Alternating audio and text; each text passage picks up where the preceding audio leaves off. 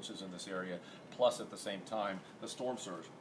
18 foot, even up to 23 foot in this area. So just a very dangerous situation for the Bahamas. The other thing to look at, already starting to see some of these rain bands stretch into Florida, getting some reports to 40 to 50 mile an hour gusts in some of those rain bands. That's Lake Okeechobee right there. That's the Florida coast. So starting to see some of these rain bands already. So that's one thing to note. A lot of wind in those rain bands. Here's something else. You know, we talk about away from the storm. How many times we talk about, you know, the impacts well away from the storm, Dennis. But look at some of this rain associated with the hurricane over the Keys. And we're going to have to really watch these type of areas because notice it doesn't move much. So places going to get prolonged amounts of rainfall. So as we eventually move the storm to the north, we'll have to really watch for some of these rain bands set up because that could still be South Florida. That could be a little, any one of these areas could see those rain bands. And I've seen that so many times over the years, so far away from the storm, you can have some flooding with these rain bands. So we're going to watch those really, really close. Let's get to the forecast.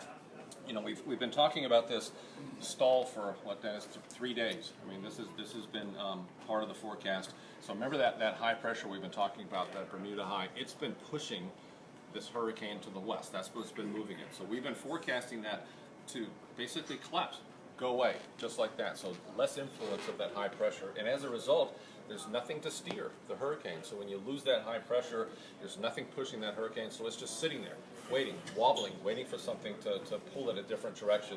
So this is what we've been waiting for, and this has been the reason the forecast has been pulling to the north. There's a growing and moving low pressure system. It's a little trough of low pressure, and what that does, it pulls things up out ahead of it. So as that starts to dig, we'll start seeing the hurricane start moving to the north somewhat. Now, the question is when. We're going to be watching really close because if you think about it, we have a Category 5 hurricane. The latest reading I have, 120 miles east of West Palm Beach. So, I mean, it's right there on the radar. We're watching it. So let's look at this. With time, the timing is definitely worth looking at. So this is this morning, of course, where the hurricane is. And then 2 a.m. on Tuesday, 2 p.m. Tuesday, 2 a.m. on Wednesday. So slowly, you know, tonight, tomorrow, we'll start seeing some of that hurricane, the center, start moving to the north. So a couple things to really think about. We've got a hurricane, you know, warning because we're so close to the shore. We've got storm surge warnings, and let's see why. So we talk about not necessarily concentrating just on that center track, and I think it's important. Right now, our forecast keeps the center offshore. However, please realize this is a really important part of this entire briefing here. Those tropical storm force winds extend out anywhere from 120 miles away from the center, okay? So if you think about it, you take any one of these points, even our current forecast, draw that same circle, and you can see the tropical storm force winds extend not only on the coast but inland as well. So you're going to see some of that wind. Now, let's look at the hurricane force winds. 30, 40 miles away from the center. So, depending on where the system is, by the way, still in the cone. So the center can still go along the coast, it can still go inland, and even offshore, let's draw that other circle, that's hurricane force winds. It doesn't take much of a change in the track. How about a wobble? Even on radar, we start seeing that wobble, a little wiggle, and all of a sudden you got hurricane force winds on land. So that's why we have the warnings up for that, and that's why we have to focus on the cone as well. So with time, Dennis, look how long we're dealing with this. We're going to have to be a hurricane the entire week. So that we talked about Wednesday at 2 a.m. This is Thursday, 2 a.m., and that's Friday at 2 a.m. We're talking a hurricane through the entire week. So impacts Florida, Georgia, South Carolina, North Carolina, even up to Virginia with time, with that onshore flow. Storm surge in Florida, we can see some storm surge in Georgia and the Carolinas as well. These areas very susceptible to storm surge. See all these inlets? You can get storm surge not just on the coast but well inland. So as soon as we get to seeing some of those impacts 48 hours out, we'll be extending watches, we'll be running those values, but we do have, in the more immediate time frame, storm surge for the Florida coast. So let's talk about that. Some areas here we have the storm surge warning for areas that could see that storm surge within 36 hours and the watch within 48 hours, and we'll be extending that with time, but 4 to 7 feet possible in some of these areas. And you notice the differences when you start looking at the inundation here in the watch, like Titusville, areas like that, you can see it go a little further inland. So it's not just necessarily on the coast. Know your zone. Listen to the local officials. If you're in these zones and they tell you to leave, please don't be in these areas. It can be very dangerous with the storm surge. Remember, storm surge causing half the fatalities historically in these hurricanes, so we've got to be careful. The other thing to realize, you're going to see some changes in the hurricane. A little bit different track. You're going to see the size get different. You're going to see different wind speeds. All of those are built into those values.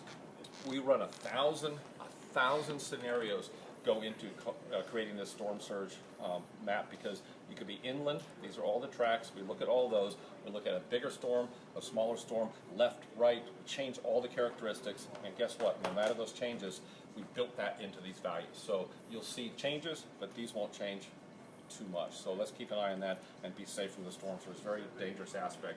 And let's cover the rainfall. And I remember the briefing yesterday, a lot of these values were offshore.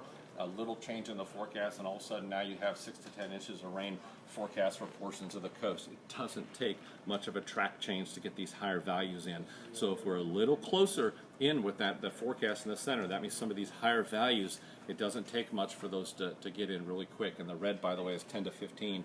And look, 15 to 20, if not more, rainfall just off the coast. So let's watch that. You got to watch that real close. So I think I've covered all the latest information. Let's go talk to Dan Brown. Dan is on we call it the hot seat. I'm not sure where that came from, but it is the hot seat because you're the one doing the forecast for Hurricane Dorian. Dan, what are you noticing? I mean, we talked about the stationary characteristics. Are you noticing any patterns since you took really over? The biggest thing at the moment is just it hasn't moved much. Really since about 2 a.m. this morning, it has moved very little. Just kind of drifting off maybe to the west, maybe west-northwest the last few frames, but wouldn't read too much into that. The high is likely to wobble around much of today, as we don't expect it to move very much. And you see the structure. You know, in the briefing, I talked about some of those rain bands. Look over the keys. I mean, you know, we can't concentrate just on the center. I mean, we're really talking about a large storm, and a lot of areas can see some of the rain and the wind. Absolutely, we're beginning to see a little bit higher winds on some of the sites very near the coast, near northern part of Palm Beach County, around 30 miles an hour. So winds will probably be increasing along that portion of the coast today. As those rain bands come through, you're likely to get some wind gusts that'll be much higher than that. Well, Dan, thank you. He's going to be watching everything close, studying every aspect of this hurricane. We did want to talk to Eric again. Eric gives us a good perspective on things, and you know, I guess. Eric, we're coming into the peak of the hurricane center. We're in it. I mean, we've got to focus on the current situation, but elsewhere in the tropics, we have got a couple questions from folks about what else is going on as well.